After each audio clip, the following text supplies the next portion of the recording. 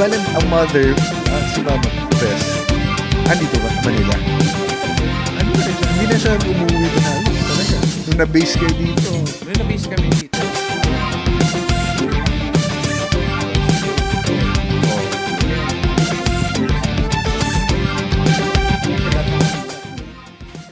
Okay, magandang araw sa mga kabarkada natin dito sa Larga Na Podcast. Welcome po sa ating episode 18 ng Larga Na Podcast. Kasama natin ngayon ang Alas ng Laguna, ang presidente ng GAP Laguna. Walang iba kundi si Pres Mec Dolorico. Pres, bati muna tayo sa mga viewers natin. Magandang hapon, gabi sa lahat na nanonood ng Larga Na Podcast. Okay, marami tayong pag-uusapan ngayon, Pres. Bukod sa pagiging presidente ng GAP Laguna, yung inyong humble beginnings as a cocker, as a breeder, and yung impluensya, of course, ng napaka-importanting tao sa buhay ninyo. Ang kilalang-kilala na big-time handler si Boss Muroy Dolorico. Tapos pag-uusapan din natin ang mga kaganapan dyan sa sa probinsya ng Laguna, sa city ng San Pablo, Yes. at iba pa. But before we move on with our program, unang-una, i-promote muna natin yung mga upcoming events po natin sa Manila Arena. Sa darating po na Friday, October 3, ang Double Down 2 Hits Ulutan times 2. Yan, every Friday na po yan sa Manila Arena. No 5-5 po ang minimum. 5,000 ang cash bond. Tapos 50,000 po sa bawat champion. Bigay agad yan, Pres, ha? Bigay agad ang premyo. Basta manalo ang dalawa, bigay agad. Ito pa, kaya times 2 to, Pres, eh. Kasi lahat ng entry na double champion, kumbaga, 4 ang manok na dala, pag manalo yung 4, meron pang additional 100,000 Na paghahatian. na paghatian. Ayos. Pag solo, kanya yung buong 100. Actually, bihira yan. Bihira, medyo mahirap yan maka-straight 4. Pero pag Diba? binenas naman. Pag binenas, makapasay yung 100,000 pag sinolo mo. Okay, tapos meron din po tayong 2025 MBC sa Manila Arena sa October 4, Saturday. At ang semifinals po nito, kasama ang nag-elims ABCD at ang nag-elims sa GAP Rizal. Yes. Sama-sama po yan magsi-semifinal sa October 15, Wednesday, sa Manila Arena. Ang 5-stag pre-finals ay gaganapin sa October 24 at ang grand finals po ng 30 million MBC local edition ay sa October 25, Saturday. May entry ba tayo na naka 3 points sa elims, Pres? Actually, meron na tayo. Yung first elimination natin sa San Pedro, meron na tayong siguro 10 naka 3 wins. So, meron pa tayong second elimination this coming October 3. Same venue ulit tayo sa San Pedro. Sana marami mga 3 wins kasi yan lagi yung gusto ko sa Laguna para magkaroon tayo ng pumasok sa Grand Finals. Bakit paborito niyo yung San Pedro as a venue para sa mga MBC eliminations natin, Pres? Actually, sa San Pedro, easy access naman sa San Pedro eh. So, madaling puntahan din. Although yung malalayo din na katulad sa mga parte ng 4th District, kaya na naman nila ibiyahe. And then, at the same time, maganda ang premyo natin. Bukod sa pa-premyo ng national, may nagbibigay tayo ng day champion. Magkano ang date champ sa MBC? Actually, 200,000 sa day champion natin sa San Pedro. Kaya any 3 wins ka, may paghahati ang 200,000. Ayun, parang ano rin parang double down times 2 Oo, may maganda Oo. yung premyo ng day champion. Pero mas maganda pa rin talaga pagka makapasok tayo sa semifinals hanggang grand finals tayo. Siyempre, mas malaki makukuha natin. Okay, so bago natin puntahan ang GAP Laguna dahil mahaba ang usapan natin tungkol sa GAP Laguna mamaya, siyempre gusto natin makilala naman ng ating mga viewers sino ba si Mec Dolorico. Sa nagsimula ang Dolorico family, sa nag-originate, at paano kayo napunta dito sa sport natin? Actually, ang father ko, Dolorico from Bacolod. Ang nanay ko naman, mother ko, Lacson from Bago City. So pure-blooded Pure blood Negrense. kami. Oo. Okay. So Ilonggo, purong Ilonggo tayo. Actually, Bacolod din tayo pinanganak. Born sa... Born in Bacolod talaga tayo. bati muna tayo sa mga natin, mga Ilonggo natin na kababayan. Gusto kong batiin sa inyo, mayo na hapon sa inyo na tanan dra sa kababayan ko sa Negros Occidental. Yun lang. Dapat pala hindi alas ng Laguna eh. Dapat alas ng Laguna at Negros. Ayan. So hindi alam ng mga tao yan, Presmec na originally from Negros kayo. Yes. Actually, na ako, 42 years na ako sa Laguna. San Pablo City, Laguna. Kailan kayo born, Presmec? Pinanganak ako 1982. 82. Oo, 1982. Parang 1984, 1985, kinuha na kami ni Papa sa San Pablo. So, hanggang sa naglakihan na kami, doon na kami nakapagtapos ng pag-aaral. Yung dalawa kong kapatid, doon na rin pinanganak. Kaya, pusong Laguna rin tayo. Saan po kayo, during your elementary days, grade school days niyo, saan po kayo nag-aral? Papuntang high school, papuntang college? Actually, medyo patalon-talon ako kasi hindi ko nga alam bata pa ako, school bukol na yata ako. Parang ganun Kasi from elementary, 2 school na agad yung napasukan ko. Oh, Elementary pa lang. Campus tour na agad. Elementary pa lang. Elementary pa lang. Ibig sabihin, layas na rin agad ako noon. Okay? So pagdating ng high school, Dalawa rin. nakadalawa rin tayo ng school na pinasukan. And then, ng college naman, pumasok tayo sa Kalamba. So hindi natin natapos yung doon. Hindi natin natapos yung kursong kinuha ko. Ano po ang course ang kinuha niyo, Pres? Sa hospitality, HRM ako HRM. Hotel and Restaurant Management. So, hindi ko natapos siya. And then, nag-decide ako na parang magtrabaho muna. Okay? So, nagtrabaho rin tayo kung di ako nagkakamali, sa Fersal. Yung Fersal na yan, Okay. si Boss Jet Fernando. Oh, yes. Ang may-ari niyan. So, Opo. parang pinasok tayo doon ni Papa. Din tayo. Naka-experience din tayo doon. And then at the same time, parang nag-decide uli ako na pumasok. Which is dito na lang sa San Pablo kung tinapos yung pag-aaral ko. So, actually, yung sa bahay namin before, although ako parang school bukol nga, ako yung pinakamalaking graduation picture. Kasi pinagawa ng tatay ko. Proud na proud si sa akin ng Boss tatay Muroy. ko. Oo, kasi ayun nga, napagtapos. Ayun. Kahit paano naman natsaga natin. So, growing up, walang ibang hanap buhay si Boss Muroy, your father, kundi ang pagmamanok talaga. Walang iba. Oo, pagmamanok. Kasi time ng mga bata pa kami, natatandaan ko nung bata pa ako, paglabas ko ng bahay, manok na agad ang harap ko So talagang na-influensya din tayo ng pagmamanok dahil ni Papa. So before, yung boss niya, si the late Fred Magbuos, and then nung nawala na si Boss Fred,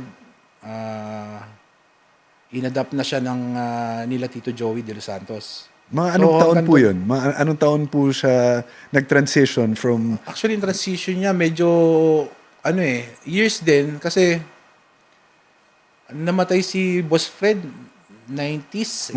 90s. Tapos noon, after namatay si Boss Fred, yung nag-take over na sila Tito Joey de Los Santos. Doon pa rin siya. Si Papa pa rin ang kinuha nilang handler. So during that time, no, Pres, growing up, siguro mga more or less mga 10 years old kayo, mga ganyan. Ano ang nakikita nyong gusto nyong i-emulate nyon sa father mo na as an ace handler, as a breeder na ba si Sir Muroy nung time na Actually, yun? hindi breeder si Papa Handler talaga. Handler talaga So, yung sasabihin nating mamamana sa kanya, mahirap Kasi, si Papa, yung kanya, sinasabi nga, mahirap imanang uwido sa pagmamanok. So, ayun naman, although as a cocker ako ngayon, yung nakikita ko kay Papa before, na-adapt natin. So, parang, ganito yung ginagawa ng daddy ko noon. Ganito ginagawa niya. Kasi ako, para sa akin, Hindi naman sa nag-breeder ako. Breeder ako ng manok. So, kasi medyo challenging nga rin sa akin. Kasi syempre, pag nag-breed ka ng manok, ang tatay mo handler. Case handler pa. So, syempre, kailangan mag-produce ka ng magagaling na manok. So, medyo challenge din ng pag-breed sa akin. Kasi, kung especially may tatay kang si Muroy Dolorigo. Okay. Sa pagmamanok. Mamaya pupunta tayo in detail dun sa breeding program mo, Pres, tsaka yung mga bloodlines na hawak nyo ngayon sa farm. Pero gusto natin mas maintindihan ng mga tao, ano ba ang buhay ng isang anak ng ace handler? Well, simple lang naman kami. Simple lang kami. Kami magkakapatid. Siguro, ang sa tatay ko lang, yung pag sa siya, lalo na especially pag magsasabi siya tukol lang sa pamilya, lagi kayo magmamahalan, magkakapatid. Ganun lang ang niya sa akin. Kung maaari, huwag niyo itong sundan ng yapa ko. Parang ganun. Ayaw niya, dinidiscourage niya kayo. Dinidiscourage niya. How come ganun, Pres? Kasi malalaman mo naman yan eh. For example, minsan, yung gusto mong tulungan siya, na wag na, ibig sabihin, mag-aaral ka doon, ganito, ibig na naman gawin mo. O kunyari, naghahanda siya ng manok. Naghahanda siya gusto manok. Ayaw siyang pastorbo rin eh. gusto mong suportahan siya. Gusto mo siya suportahan. Pero syempre, sabihin niyan, ano ka na lang doon ka lang sa bahay, mag-aral ka ng kasi syempre, medyo school bukol nga tayo. Syempre, yung protection din ng father ko, gusto niya, siguro, saka ka na lang magmanok pag nakapagtapos ka na ng pag-aaral. Parang ganun.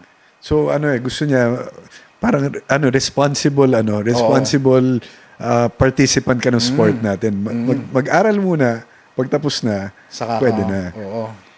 Ano pong mga methods of conditioning na nakita niyo firsthand during your younger years na hanggang ngayon dala ninyo sa sarili ninyo na mga technique kumbaga ni Boss Muroy? Si Papa kasi, 'di ba, yung mga sa conditioning especially, lagi niyang pinapangaralan yung mga bata. Kailangan trabahuin niyo yung manok. Kasi, yun yung chance natin para kumita tayo. So, kailangan, yung ginagawa niya before, na kung ano siyang narating niya ngayon, dati, gusto niya marating din ng mga bata. Tulad ng pagpapakas ka sa umaga, ng pagpapalakad, kailangan gawin. Diligent tao. Dapat, masipag dapat. Kailangan magsipag. So, para syempre, makamit din natin yung kampyonato niya. So, hindi naman basta magkakampiyon. Kailangan din talaga paghirapan. So, si Daddy naman, hindi naman sa pagmamayabang, medyo marami na rin pinag-champion. So, sabi niya nga sa akin before, parang siya yata yung parang 6 times na nag-champion na sa world. Yung panahon pa ng mga Teresa, panahon ng Cuneta, Cuneta Astrodome, hanggang sa Araneta. Napag-champion niya kasi tinrabaho niya talaga yung manok niya. So, ayun lang yung ko sa akin. Offhand, sa pagkakaalala niyo, Pres, ano dun sa mga memorable championships ni Boss Muroy ang naaalala niyo na pinaka-memorable sa inyo at palagi niyang binabalik-balikan sa inyo na masayang-masaya siya nung nakuha niya yan? Kung hindi ako nagkakamali, nagkakwento si Papa. Before kasi, yung kapatid kong babae na panganay, parang nagkasakit siya sa puso. So, parang findings ng doktor na kailangan operahan, which is kailangan operahan sa heart center. Okay? Kailangan operahan si ate sa heart center kasi kung hindi siya ma-operahan, baka hindi daw umabot ng 18 years old si ate. So, syempre, si Papa, as a father naman, talagang, siya, nangamba na alam mo, blessing sa kanya, nag-champion siya sa Araneta. I don't know, world slasher ba yata yun, or basta international na pinag-champion sa Araneta. So, nakaparty siya ng medyo malaki din. So, kasi naparty niya yung handler. Pina-opera niya agad si ate. Wow, okay. Kaya for me, Actually, bata pa kami, sumasakay kami ng bus. Pupunta kaming heart center, bibisitahin namin si ate. Nagpapa-check up si ate. Yan, kaming karga ni Papa noon. Sakay kami lahat sa bus, papuntang heart center. So, for me, ayun ang pinaka-memorable sa Ganda. akin. Kasi may yung pinanalo niya that time, May purpose. may pinuntahan na pupuntahan, oo. up to now siguro hindi makalimutan ng elder sister mo yan, Pres. Oo, kasi actually lahat kami hindi namin makakalimutan yan.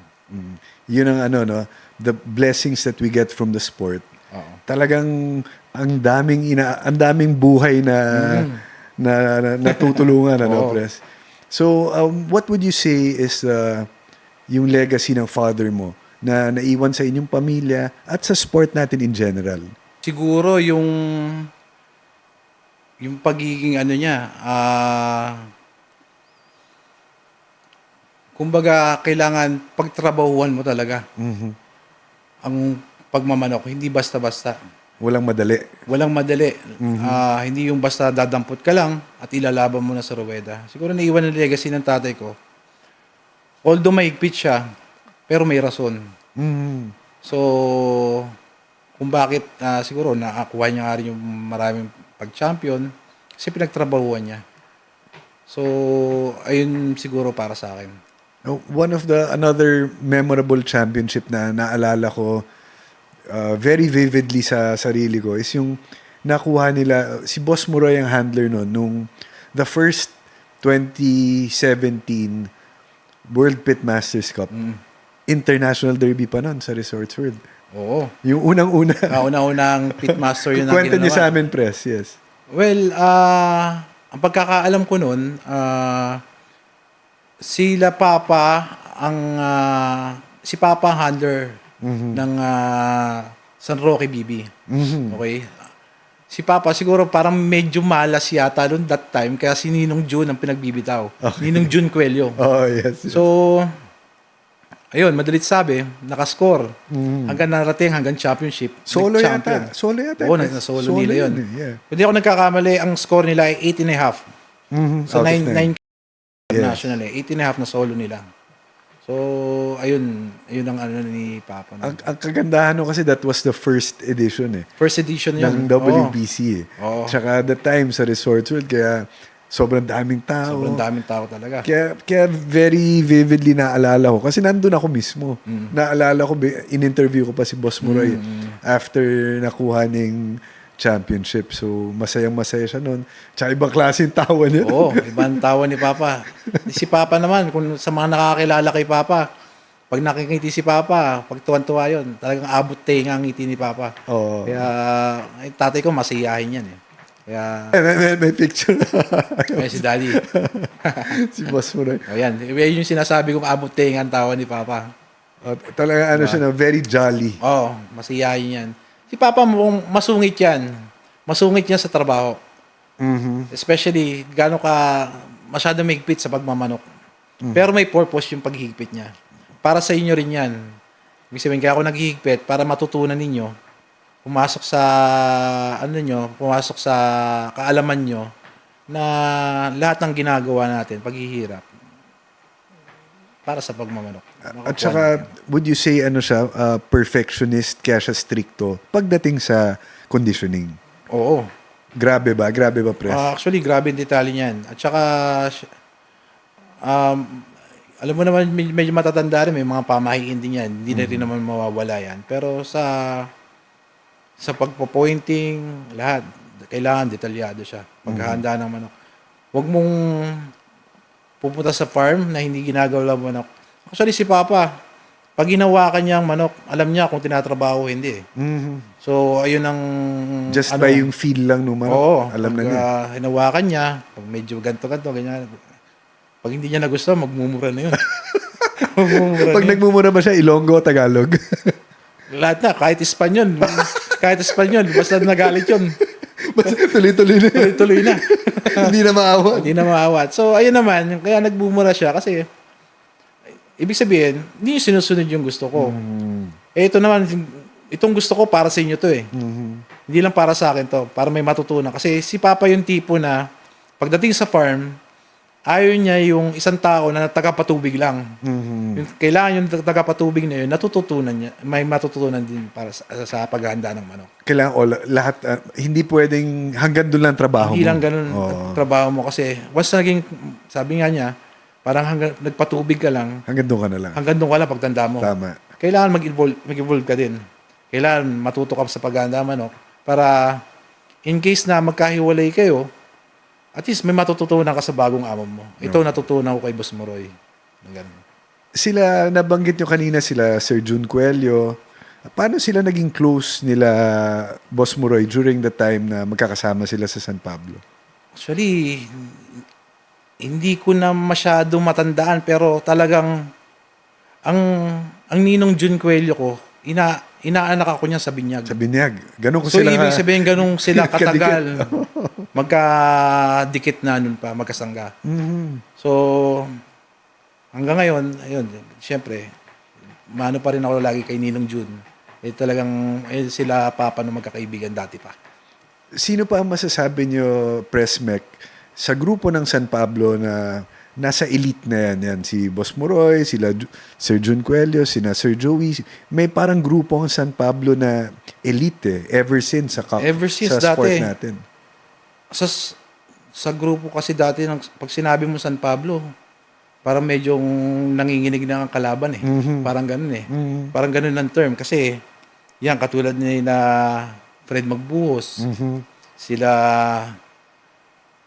Mayor Vic Amante, sila Paul Estrellado, ayun ang mga San Pablo boys nun eh. So, talagang pag, ibig sabihin, parang kinakatakutan talaga na cocker pagdating sa San Pablo. Pag dumayo sila. How compressed? Ano bang klima sa San Pablo? Bakit siya conducive sa pagkukondisyon at sa pagpapalaki ng mga manok? Sa San Pablo kasi tama lang yung klima niya. So although medyo nasa likod tayo ng kasi may mga medyo mataas yung San Pablo eh. So tama talaga sa klima para sa pagmamanok. Especially sa manok, gumaganda yung balahibo nila pag lumugon, mga ganun chances na So sa dami ng San Pablo, sa dami ng breeders sa San Pablo, yung sa record ko sa GAP, ang breeder sa San Pablo, siguro nasa 70 ang miyembro. Ganon, karami. Pero yung iba, hindi pa nagpapabanding yung iba. Iba, parang nagjo-join lang, mga ganon. Pero grabe ang breeder sa San Pablo. Napakarami. After yan sina Mayor Vic Amante, yung mga na-mention nyo, sina Sir Paul Estrellado, yung mga legends kumbaga ng San Pablo, nagkaroon din ng mga additional mga recruits ang mga pumasok sa San Pablo. Andyan si Kong Sani Lagon. Oo, nandiyan na sila Kong Sani. Actually, sila Boss Arman nandiyan Boss din. Arman Santos. So parang yung mga big boys nandito na rin sa Attorney San Pablo. Jun Mendoza. Attorney Jun Mendoza, lahat sila. Dati si Kapitan Boy Tanyag. Oo. Ang daming grupo Nandyan. San Pablo Oo, na nandyan. naging Si sikat sa sport natin. May hindi pa ako nabanggit, si Sir Blandi Tolentino. May isa rin siyang mga legend dyan. Yes. So, napakarami. Napakarami So, would you say that the environment talaga ng isang community or isang city is very important sa pagpapalaki, pagkukondisyon? Oo. Oo, kasi syempre, ayun nga, tulad ng sinabi ko, pag na-range mo sa San Pablo yung ibang manok, pag dating na stag, magagandang balahibo nila eh. Sa klima talaga eh. So, parang yung klima ng San Pablo, sabihin natin hindi mainit, hindi rin malamig. So, tamang-tama talaga. Kaya dumami rin ang magmamanok ng San Pablo. At saka puro puro mga bigati ng puro mga bigati grupong eh. San Pablo. Oo. Tsaka hindi na nawala, no? From the 80s hanggang ngayon, 2025, ang grupong San Pablo, pag Oo. sinabi mong San Pablo, Ang dami nagsulputan din na talagang big time na rin na talagang ang San Pablo, kilalang kilala. Pagdating sa pagmamanok. speaking of San Pablo, naging close rin po kayo sa pamilyang Amante. Yes. Nabanggit niyo si Mayor Vic Amante. Kwento niyo naman sa amin kung paano na-develop yung inyong closeness to the Amante family. Actually, ang magkaibigan, magkaibigan ng tatay ko at saka si Mayor Vic. Sa Sabong din, magkakasama, mga San Pablo Boys. So, yung time na magkakapit-bahay kami kasi nila Kuya Larry. Ngayon, before kasi nagkaroon tayo ng online, nakapundar tayo ng bayat lupa. So kami nila Kuya Larry magkakapit-bahay. So si Kuya Larry parang nagbibili-bili din sa Buyer siya ng manok. Minsan nagbibreed siya. So sabi ko, siguro ano lang tayo, pwede tayo mag-partner na lang. Joint forces Na lang tayo. Kasi, di ba, yan, katulad may kompromiso ka, na kailangan mo labanan, meron akong manok dito. Ayun na lang ang gamitin mo. So, doon din na. At the same time, si Kuya Larry kasi, before city administrator ng San Pablo. Okay, so, naging government employee din tayo. So, parang nag-coterminus tayo ng, ng Amati administration. So, kaya doon din develop namin ang friendship namin ni Kuya Larry. Halos everyday kami magkakasama sa opisina. Lagi kami magkakasama hanggang sa hobby namin na pagmamanok. Magkasama pa rin kami. Sa hobby nyo na pag-aalaga ng mga manok at sa breeding, kwento naman natin, Presmec, ang inyong mga base bloodlines, anong mga favorite nyo na crosses, at saka kung bakit. Yung 2023, yung simula yung dad ko nawala, si Papa. Yung 2023, sabi ko, mag-breed ulit ako. Sabi ko, gusto ko ulit mag-try, pero konti lang. So, humingi tayo ng tulong sa mga kaibigan natin. Kay Tito Eric de la Rosa, kay paring Marvin, kay paring Paulo Malvar. Sabi ko, tulungan niyo ako, gusto kong mag-breed.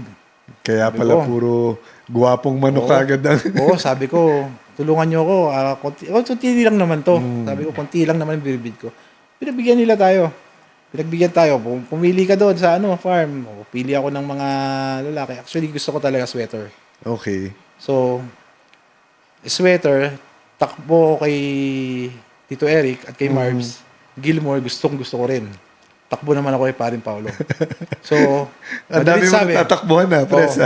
Madalit sabi, alam mo na kung ano yung crosses ng manok ko.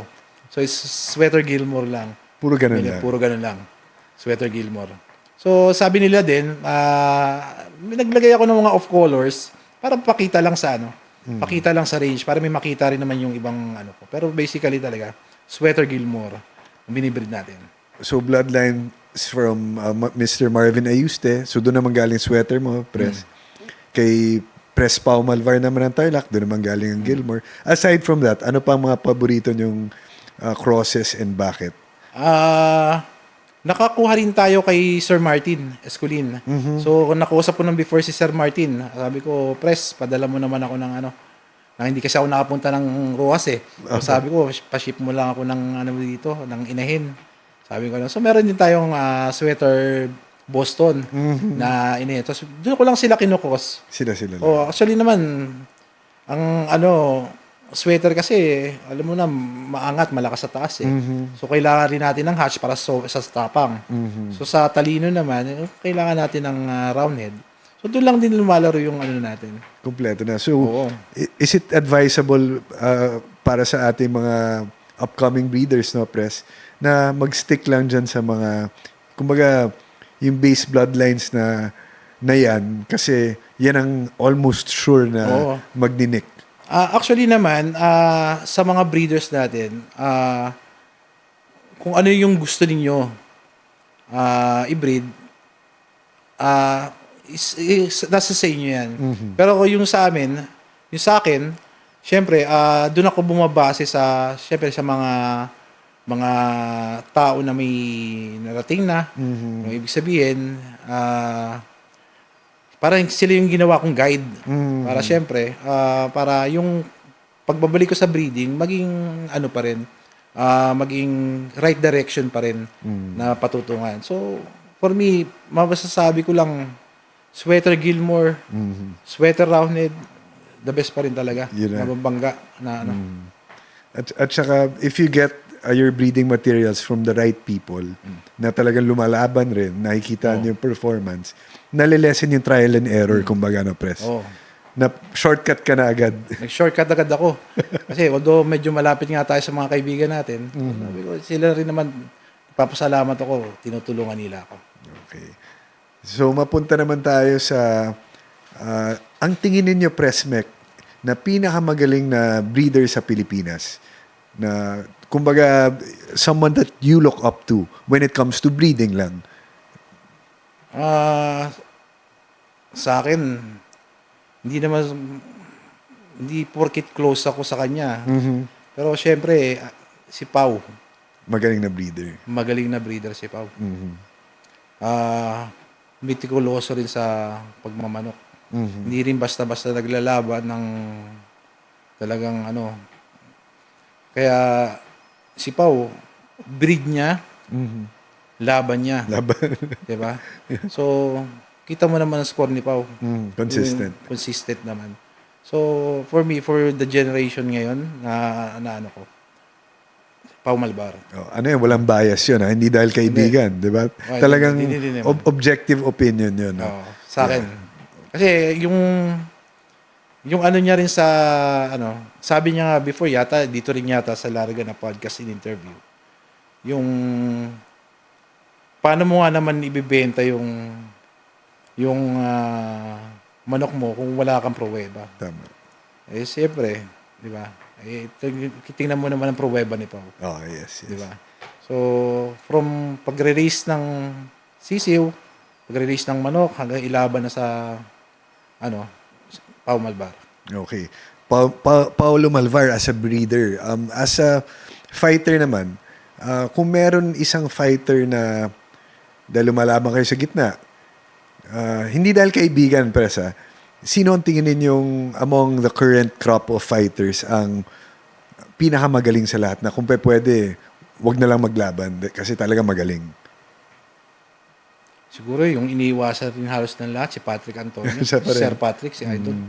Kasi talagang pag nakaharap mo sa ano, minsan yung manok mo nanliliit eh. Minsan nadadami na rin yung amo. Parang ganun. So, oo. Kinakabahan rin Oo, kinakabahan din yung amo. So hanggat maaari, hindi natin karangalan ko makakalaban din siya sa ruweda. Yes. Pero as long as na hindi kami magharap sa ruweda, gawin natin. mas okay yung Mas okay din pwede wag siguro. na lang. Oo. Kasi ano among all the guests here, parang majority lahat ng tao sinasabi kung pwede wag na lang si Sir Patrick. Kasi actually yung bata pa rin naman ako, naririnig ko na rin yung Patrick Antonio talaga. So parang siguro sa pagmamanok, isa rin si Idol Patrick ang yung parang nilook up din natin. Di ba? Yes. Kasi from the start talaga, bata pa ako, consistent pa rin kung winning stages niya. Oh, imagine from the early 80s, 90s up to now 2025 na, hindi pa rin nawawala sa sirkulasyon. nawawala sa sirkulasyon. Parang ano ba sikreto nung paghahanda, no? Yun ang maganda malaman. And speaking of Presmec, ang dami nating na-guest na dito sa Larga na podcast na balikan natin yung impluensya ng father kasi nag-guest natin dito si Sir Edwin Arañez na of course anak rin ni Sir Dave Arañez, si Mr. Dante Hinlo na anak ni the late Danilo Hinlo, tapos si Miss Rona Bulicer na anak ni Mang Elliot Bulicer. Would you say, Pres, that our sport is may dynasty dito sa sport natin? Kung ba talagang naipapasa yung knowledge from the father to the next generation? Tulad nga ng sinabi mo, sa mga kakor na yan, yung mga tatay nila, kung nasa sila ngayon sikat din sila. So, ibig sabihin, talagang yung pinamana sa kanila ng tatay nila is ngayon na ano na nila, 'di ba? So sa akin actually sa amin magkakapatid, ako lang naman mahilig sa manok. Parang ako lang ang kay Papa. Nakamana. Sabi ko sarili ko, kung hindi ko man mamana ang uwi doon ni Papa sa pagmamanok, at least malaman ko lang yung konting sikreto niya or kaalaman niya, ma-adapt ko man lang, is malaking ano na rin sa akin. For me, achievement na rin yun. Kasi ako lang naman halos tagtuloy talaga ng legasiya namin yung kay Papa. Speaking of mga achievements nyo, Pres, would you say that being president of GAP Laguna, Laguna being one of the big provinces pagdating sa breeding population, would you say that it is one of your current achievements sa buhay nyo na proud kayo? Makwento ko lang din dati to. Before, wala pang mga wingman eh. So pag may pa-derby, halimbawa, tatay ko may pa-derby. Yung mga sasali sa pa-derby niya, pupuntahin niya kada farm. Pupuntahin niya kada farm at i-screen niya yung manok na Siya ilalaban. mismo? Siya mismo. Siya mismo ang mag-screen, ako naman ang nagsusulat. So yung influence ng sa pag may ano eh, parang halos parehas din eh. Okay? Ako nagsusulat, siya nagbabasa. Tapos lalagyan ng leg band.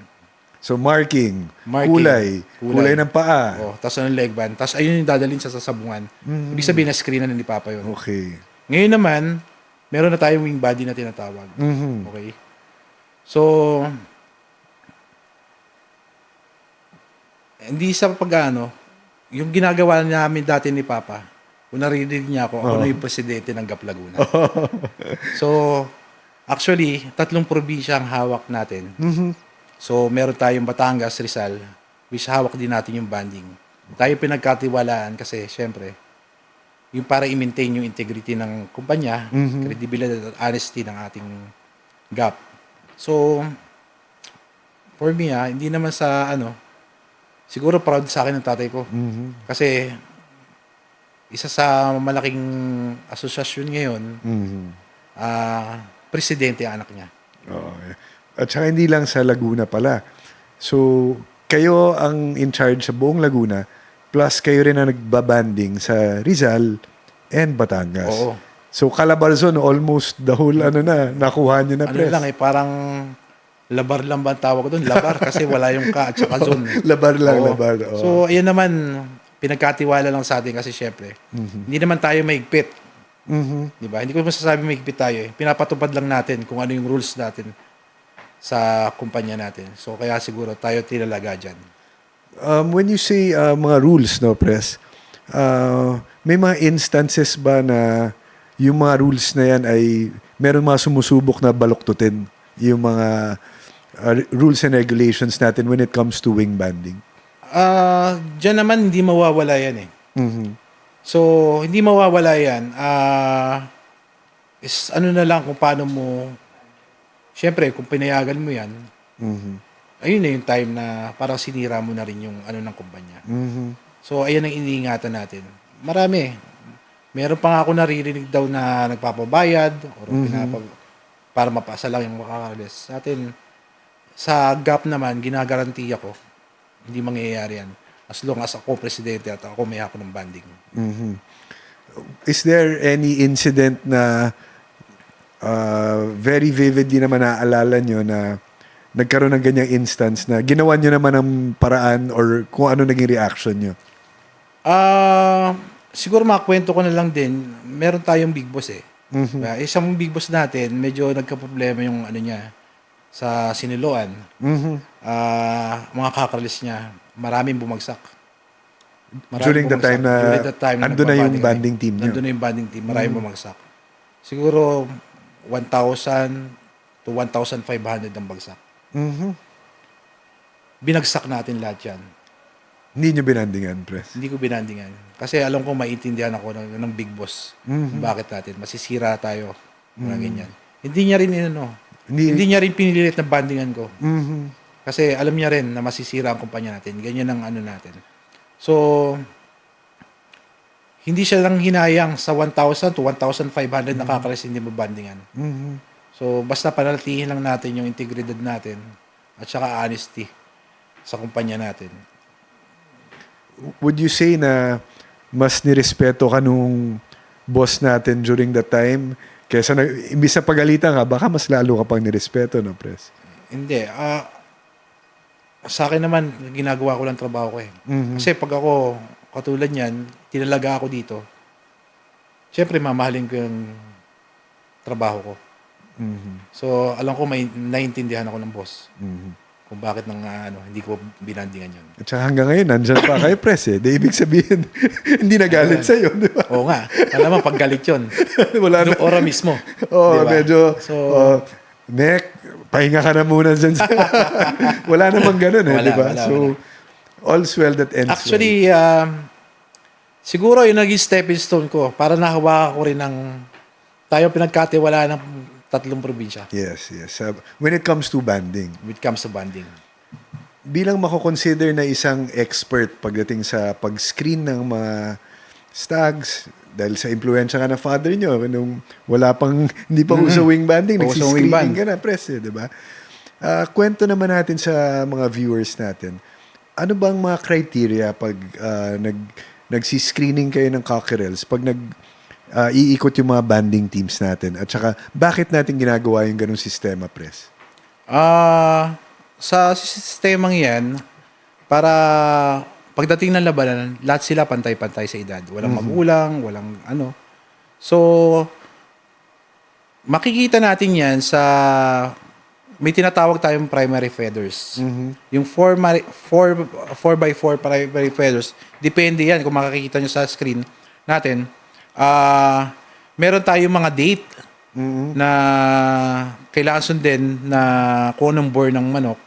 So, dyan papasok yung mga early bird, local, national, at saka late born. So, for example, magbabanding tayo ng national. Ano ba yung banding ng national? Ano ba yung banding month ng national? So, April.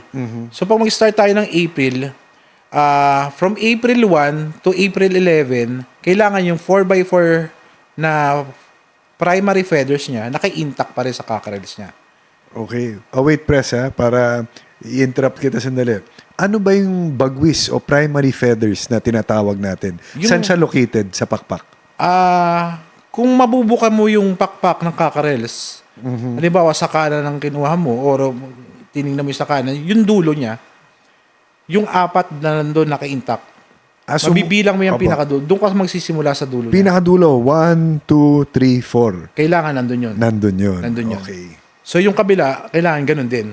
Both. Both. Pag sinabing Both wings 4x4, left and right. Left and right. Okay. Okay? So, yan naman, for example, medyo late kayo mababandingan. Kasi hindi naman natin talaga medyo nalalagi sa dulo. Meron naman tayo mga adjustment sa araw. So, for example, April 1 to April 11, 4x4, naka-intact. 4x4. Apat-apat yun. kailangan. Apat-apat. And then, after, nabandingan ka sa April 12, hanggang April 20, meron tayong adjustment, which is 4x3 na. Okay. Okay, so kung yung apat na feather nandoon pa, tapos sa kabila is 3 na lang, makakabitan pa rin siya. Pasok pa rin yun Pasok sa pa rin national. yun. Pasok pa rin sa national Example yan. sa national. Oo, kasi, syempre nga, nag-adjust tayo. Okay? So, pag medyo natagalan ka na, pumasok ka pa rin sa, halimbawa, nabandingan ka ng April 21, huwag ka matakot. Kasi bakit? Meron pa rin tayong adjustment dyan. Magiging 3x3 na tayo. So, 3x3, 3 naman dito sa kabila, 3 dito sa kabila, pasok pa rin, mababandingan pa rin siya. So, hindi yung sa gusto mauna, huwag kayong mag-alala kasi kahit ano yan may adjustment naman tayo na nangyayari. So, kung tama sa edad ang kakarelas ninyo, mababandingan pa rin yan. So, hindi kailangan makipag-unahan ng schedule. Hindi mo kailangan makapag-iunan ng schedule. Gusto nila, ganito, mauna sila. Minsan nga, dito kayo kumain para yung mga ganong hindi eh. So, kailangan, parang inihikayat nila mabandingan ng una. Huwag silang matakot. Kasi meron tayong adjustment ng araw. Meron tayong adjustment sa feather natin. Okay, so yan, mga kaibigan, hindi, mga members ng GAP Laguna, members ng GAP Rizal, members ng GAP Batangas, hindi nyo po kailangan makipag-unahan ng Hindi schedule. kayo mapag-unahan ng schedule. Dahil Kasi, For sure, mapupuntahan kayo ng banding team na ano. At saka huwag kayong mag-alala na hindi kayo papasa kasi may adjustment nga naman sa criteria. Oo, huwag kayong mag-alala. Mag-aalala lang kayo pagka medyo magulang yung kakarlis nyo. Diyan kayo mag-aalala. At talagang hindi papasa. At talagang hindi papasa yan. Kasi pag naging mga dalawa na lang yan, Pag dalawa na lang yan, two primary feathers, di bagsak na. yung national na yun, ibig sabihin pang local yun dapat. Pan-local yun dapat. Opo. So, yan. So, malinaw. At least marami tayong natututunan sa ating presidente ng GAP Laguna. At saka, ano ba, hindi ka naman presidente ng GAP Rizal. Hindi ako at saka presidente ng GAP Rizal. Ano lang, banding sa banding. Sa banding, ako may hawak ng banding nila. Ng GAP Rizal. Tsaka GAP Batangas. So, ganun kayo ka-veterano, Presmec, pagdating dito sa aspeto ng wing banding. Talagang, Hindi naman veterano. Siguro sa experience na lang natin sabihin natin. So, gayon na lang yung ano. so, maraming salamat sa information na sinishare po ninyo para sa mga breeders natin nationwide, not only sa Laguna. Pero of course, bigyan natin ng pansin at saka bigyan natin ng focus itong Laguna. Ilan na po ang members ng GAP Laguna sa ngayon, Presby? Sa ngayon, compared to last year, nagdagdag tayo ng 20% din sa GAP Laguna. So, nagpapasalamat ako sa patuloy pa rin ng pagtangkilik sa GAP. Actually, kahit sa buong Pilipinas na. Kasi pagkakaalam ko sa national natin is up pa rin tayo. By mga 22%. Napakalaking bagay. Talagang ibig sabihin, ang tiwala sa atin ng tao, ng breeder, nandyan pa rin palagi. Opo. So, anyayahan din po natin. Mag-invite po tayo sa mga kababayan natin dyan sa Laguna. Sino po pwede nilang contact pag gusto nila mag-member para sa upcoming early bird banding po natin. Sino po pwedeng kontakin nila, President? Actually, meron tayong website, tama, which is gap.ph. Nandun lahat yung contact number ng by province. So, pwede kayo dun tumawag. Pwede kayo mag-schedule ng kung gusto niyo mapasyalan ng farm nyo. Ano lang naman 8,800 lang naman yung advance pot money natin, then 20 pesos per wing ban. Magpa-schedule lang kayo doon sa number na nakalagay doon sa ano natin, sa website natin. O yun. So, muli, ulitin lang po natin, gapp.ph. gapp.ph. Yan. Andyan po, nationwide na, Pres. Nationwide. Not only Laguna. Yes, not only Laguna, buong Pilipinas po yan. Buong Pilipinas. Ayan. So, ang sabi natin, Laguna lang. Gusto ni Presmec, buong Pilipinas. buong Pilipinas na. Buong Pilipinas tayo. Okay. So, bago tayo magtapos sa ating program, batiin naman natin, Presmec, yung mga nagpapa-shoutout natin sa YouTube. Dahil marami po tayong mga subscribers na patuloy na nagpapa-shoutout. Unahin natin si Sir Nelson Ramirez. Shout out siguro to. Shout out mga idol. Shout out sa iyo, Sir Nelson. Mabuhay po kayo. Si Sir Leon King Labs naman, ang linis ng flow, walang interruption sa speaker. Relaxed ang host. Ang ganda ng batuhan ng tanong at sagot. Well done, sir. Keep them coming. Cap RR next piece. Tapos na. Si Cap RR Lacson na presidente rin. Presidente rin natin ng GAP Cavite. Guest natin nung last episode 17. Tapos ito, may comment tayo from Sir Don Marco. Mas maganda ganitong setup. Dami na nakukuha ideas from the breeder. Ayan, maraming salamat po sa inyo, Sir Don. Tapos si Sir Yakuzi. Pa-shoutout naman po, Ricky from Balamban, Cebu. Guest nyo naman po, idol si Attorney Ryan Abrenica, may idol. Salamat po. Susubukan po namin itatry namin i-contact si Attorney Ryan Abrenica. Cebu-based si Attorney Ryan. So siguro actually, si Attorney Ryan, from San Pablo, Laguna rin siya. Oh, yeah. Pero nag-base na yata siya sa Cebu. Kung di ako nagkakamali. May mga ibang breeding material siya kay Attorney June Mendoza ng JM Fantastic ng San Pablo, Laguna. So, ayan po. Sige po, susubukan po namin. Kay Sir Christian naman po, thank you, Team Largana, sa napakagandang podcast. Nakakawala ng stress at pagod sa panonood sa inyo at pakikinig sa mga katulad naming malalayo. More episodes to come, watching from Toronto, Canada. Ayan, mabuhay po kayo, Sir Christian. At si Sir Agrao, Dami matututunan dito. Grabe. Salamat po. Yun Maraming naman salamat po sa inyo. ang layunin ng Larga na Podcast. Kaya patuloy namin sinusubukan mag-imbita ng mga guests katulad ni Presmec para meron naman po kayong take away after ng episodes namin. May natutunan naman po ang ating mga kababayan all over the world, not only Yes, dito sa Pilipinas. So maraming salamat sa inyo. Before we end, Presmec, any parting words or any pagbate, acknowledgement, pasasalamat para sa bayang sa buhay? Nagpapasalamat ako sa lahat ng... Unang-muna pala, magpapasalamat ako sa asawa ko. Yun. Siyempre. Yun ang Kasi pinaka-importante. napaka-supportive ng aking asawa, si Lorica. Sa pamilya ko, sa nanay ko, sa mga kapatid ko, napaka-suporta nila sa akin. So, sa lahat ng nanonood ng Larga na Podcast, sa lahat ng sabungero, sa buong Pilipinas, sa buong mundo, continue lang natin ang passion natin. Kasi nakakahaba ng buhay yan. So, nakakaalis ng stress yan. So, mabuhay po kayong lahat. Magandang araw po o gabi man sa inyo lahat. Yan, wala ba tayong mga kamay dyan? Palakpakan naman para kay Presmec. Maraming salamat. Muli maraming salamat po sa lahat ng subscribers, followers ng Larga na. Patuloy niyo pong suportahan ang aming mga social media platforms sa Facebook, sa YouTube, Spotify, TikTok, and Instagram. Maraming salamat po. Abangan nyo po sa susunod na linggo, episode 19, kasama ang bida to ng San Rafael, Bulacan. Mr. Vincent Violago sa susunod idol ko na yan. episode po. Opo. Idol ko yan. natin. Boss BB. Magaling na breeder. Maayos ang manok. Napakabait pati. Napakabait. Marami tayong matututunan sa ating susunod na guest. So muli, maraming salamat po sa inyo. Kita-kita po tayo next week. Dito lang po sa Larga na Podcast. Maraming salamat po. Thank you. Thank you. Thank you.